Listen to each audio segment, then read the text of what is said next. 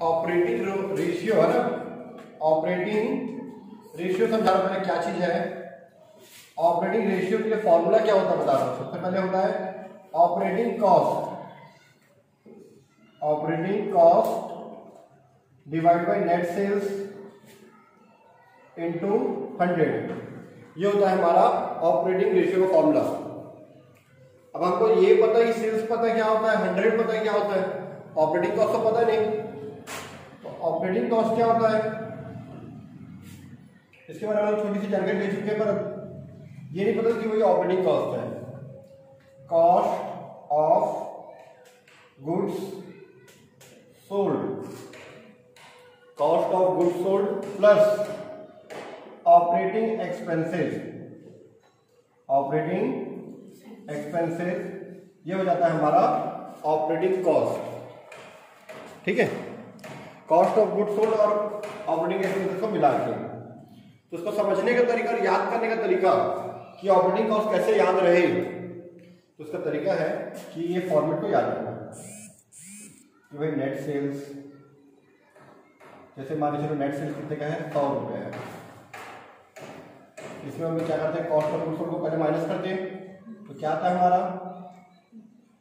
Cost of goods sold minus करते तो क्या आता है, 60 रुपये माइनस कर दिए, 40 रुपये क्या बोल देंगे। Question number 2, question number 3 gross profit. ठीक है, ग्रॉस प्रॉफिट क्वेश्चन नंबर 2, 3, 4 ऐसे बनाए हैं।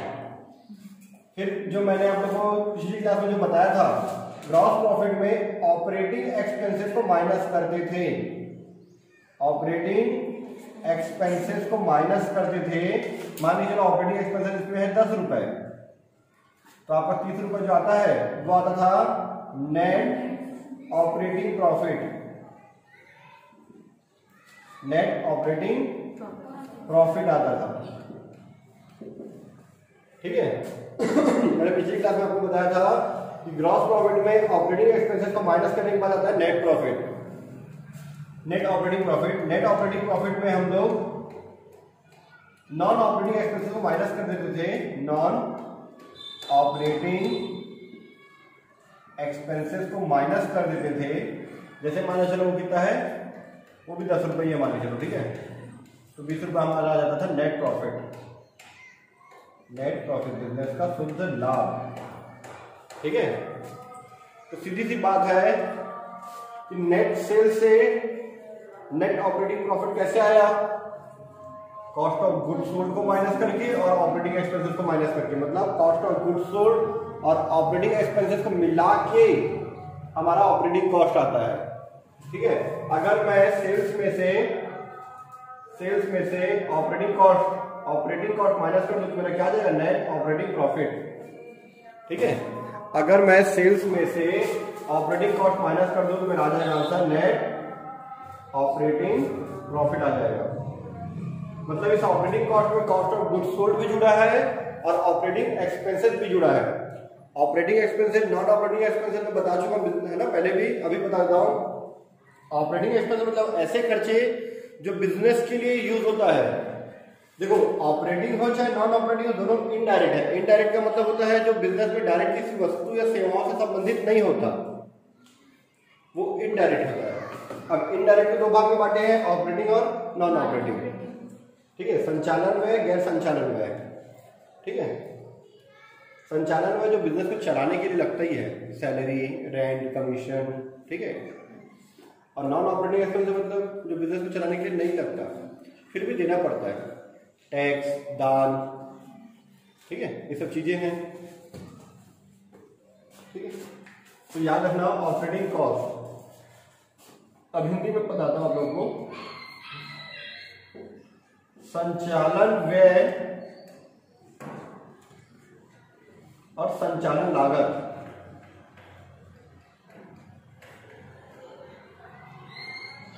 ये हिंदी में वालों को कंफ्यूजन होता है। संचालन व्यय और संचालन लागत क्या अलग है या सेम है? सोचो, फिर मैं बताता हूं आपको। संचालन व्यय और संचालन लागत क्या अलग है क्या सेम है? ठीक है। तो आप लोगों को लगता है अगर सेम है तो मैं बताता हूँ, संचालन व्यय का मतलब होता है ऑपरेटिंग एक्सपेंसेस। जो ये है, ये ऑपरेटिंग एक्सपेंसेस कहा गया, ये 10 रुपये वाला, ये जो है ना यहाँ पे 10 रुपये ये है। और ऑपरेटिंग कॉस्ट इसमें कितना है, कॉस्ट ऑफ गुड्स सोल्ड और ऑपरेटिंग एक्सपेंस दोनों को मिला के 70 रुपये है। ये हमारा 10 रुपये है, ये 70 रुपये है, अंतर है। हम ये सोचते हैं कि हमारा संचालन लागत, संचालन व्यय दिया रहता है 10 रुपये, कॉस्ट ऑफ गुड्स सोल्ड 60 रुपये दिया है अगर, ठीक है। संचालन व्यय संचालन लागत दिया रहता है तो हम दोनों को एक ही मानते हैं, दोनों एक ही नहीं, दोनों अलग अलग है, ठीक है। संचालन लागत में बिक्री माल की लागत भी जुड़ा हुआ है, संचालन व्यय भी जुड़ा हुआ है, इसमें दोनों जुड़ा हुआ है, ठीक है। तो याद रखना इसको। चलो हम लोग क्वेश्चन सॉल्व करते हैं। अब आपको उसमें समझ में आएगा, बनेगा भी, और लंबे समय के लिए फॉर्मूला याद भी रहेगा, लेकिन परमानेंट याद करने के लिए तुमको प्रैक्टिस करना पड़ेगा, ठीक है। तो क्वेश्चन नंबर हमारा जो था 11, उसको बनाते हैं। 11वां नंबर है, सेल्स दिया हुआ है, सेल्स रिटर्न दिया हुआ है, बिक्री माल की लागत दिया हुआ है, कॉस्ट ऑफ गुड्स सोल्ड और ऑपरेटिंग एक्सपेंसेस दिया हुआ है। आई थिंक दोनों से बन जाएगा ये, ठीक है। चलो मैं बताता हूँ आपको, इधर देखना, नेट सेल्स, सॉरी सेल्स दिया हुआ है। सेल्स में से अगर हम सेल्स रिटर्न माइनस कर दें, सेल्स रिटर्न माइनस कर दो अगर मैं, ठीक है, मेरा क्या निकल जाएगा, नेट सेल्स, ठीक है, नेट सेल्स निकल गया। फिर ऑपरेटिंग कॉस्ट निकाल लेते हैं, ऑपरेटिंग कॉस्ट। चलो मान रखते जाते हैं हम लोग। हमारा सेल्स दिया 7,55,000 और सेल्स रिटर्न दिया 35,000। 7,55,000 और ये 35,000 दिया हुआ है, माइनस कर दो क्या आएगा, 20,000, 7,20,000 रुपये, 7,20,000 रुपीज हमारा नेट सेल आ गया। अब बात करते हैं हम लोग ऑपरेटिंग कॉस्ट की। ऑपरेटिंग कॉस्ट के लिए ये कॉस्ट ऑफ गुड्स सोल्ड और ऑपरेटिंग एक्सपेंसेस दोनों दिया है, क्या दिया है, कॉस्ट ऑफ गुड्स सोल्ड दिया क्वेश्चन में, cost of goods sold plus operating expenses दोनों को जोड़ दो तो आपका आ जाएगा ऑपरेटिंग कॉस्ट। तो हमारा कॉस्ट ऑफ गुड्स सोल्ड दिया हुआ है 5 लाख और ये 60,000, ठीक है। तो 5 लाख रुपए ये दिया हुआ है और 60,000 का हमारा ऑपरेटिंग एक्सपेंसेस दिया हुआ है, ठीक है। तो 5,60,000 रुपये। इसके बाद भी कहानी तो पता है, ऑपरेटिंग रेशियो निकालना है तो संचालन अनुपात निकालना है, ऑपरेटिंग रेशियो निकालना अगर हमको, तो फॉर्मूला क्या हमारा, operating cost plus net divide by net sales into 100 कर दो, आ जाएगा आपका आंसर 5,60,000 डिवाइड बाई 7,20,000 इंटू 100 कर दो, तो ये आ जाएगा आपका आंसर। तो हमारा आंसर आ गया 77.777, तो 780 तक दिया, 77 लिख दो, 78% लिख दो, चलेगा, ठीक है। ये था क्वेश्चन नंबर 11 का ए का आंसर। अब बी का बनाते हैं।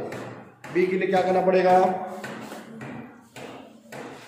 नेट सेल दिया है, कैश सेल दिया है, ग्रॉस प्रॉफिट दिया है, ऑफिस एंड सेलिंग एक्सपेंसेस दिया है। ये ऑफिस एंड सेलिंग एक्सपेंसेस से हमारा, यही हमारा क्या होता है, ऑपरेटिंग कॉस्ट होता है।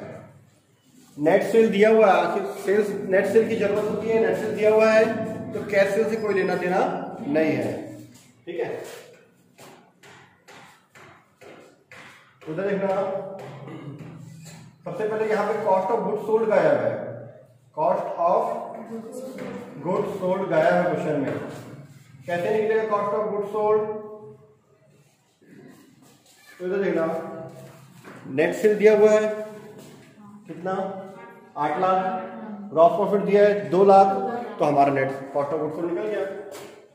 नेट सेल्स, अगर सेल्स में से मैं ग्रॉस प्रॉफिट माइनस कर दूं तो मेरा क्या निकल जाएगा, कॉस्ट ऑफ गुड्स सोल्ड, ठीक है। 8 लाख माइनस 2 लाख, 6 लाख रुपया आ गया, 6 लाख रुपया आ गया मेरा कॉस्ट ऑफ गुड्स सोल्ड, ठीक है। अब मुझे क्या निकालना है, ऑपरेटिंग कॉस्ट। तो ऑपरेटिंग कॉस्ट निकालने के लिए मैं जो cost of goods sold cost of goods sold में मैं ऐड कर दूंगा ऑपरेटिंग एक्सपेंसेस, ऐसे खर्चे जो ऑफिस में जरूरी होते हैं। ठीक है, ऑफिस हम सेलिंग एक्सपेंसेस जो दिया है 1,20,000 उसको जोड़ दो। Office selling expenses, office and selling expenses जोड़ दो। ठीक है, हो जाएगा 6 लाख और 1,20,000 7,20,000 आ जाएगा। 6 लाख 1,20,000 आ गया हमारा 7,20,000 रुपए। अब आपको नेट सेल पता है 8 लाख, ये पता 7,20,000, तो 90% आपका ऑपरेटिंग कॉस्ट का रेशियो आ जाएगा। ठीक है, तो इसके डिवाइड में इस प्रोडक्ट के बनाएंगे तो हमारा यहाँ पे आंसर आ जाएगा, आप लोग बना देना। ठीक है, ये था बी पॉइंट का आंसर। ठीक है, मैं इसको मिटा देता हूँ। नेक्स्ट क्वेश्चन देखते हैं हम लोग।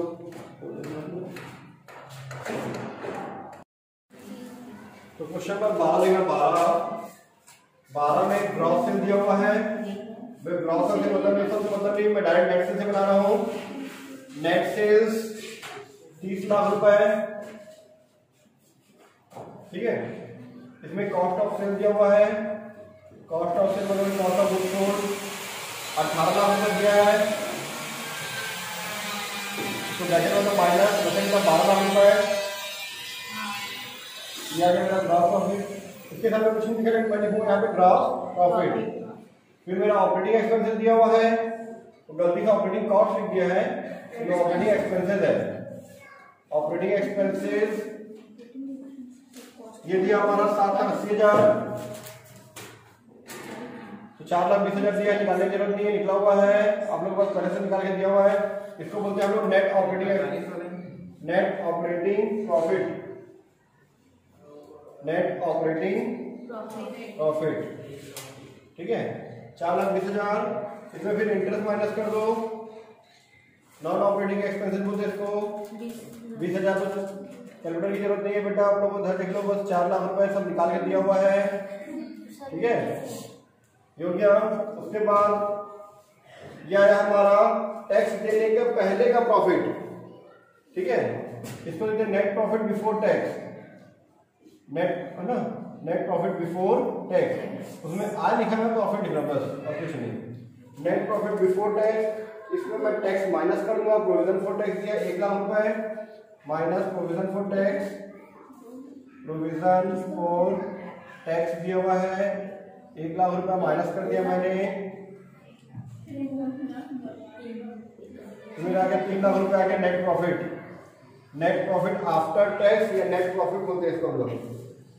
ठीक है, नेट प्रॉफिट आफ्टर टैक्स या नेट प्रॉफिट, टैक्स देने के बाद का प्रॉफिट होता है ये 3 लाख रुपए। अब मुझे अगर बोलता है ग्रॉस प्रॉफिट रेशियो, तो gross profit divide by net cell into 100। Net profit ratio बोलेगा तो 4,20,000 डिवाइड बाय 30 लाख इनटू 100, 14% आएगा। और नेट प्रॉफिट रेशियो बोलेगा तो 3 lakh divide by 30 lakh into 100, 10% आ जाएगा। ठीक है, तो आ गया हमारा ग्रॉस प्रॉफिट रेशियो 12 लाख के हिसाब से 40%, 4,20,000 के हिसाब से 14% और 3 लाख के हिसाब से 10%। देखो आप लोग की बुक में आंसर आ गया है। ठीक है।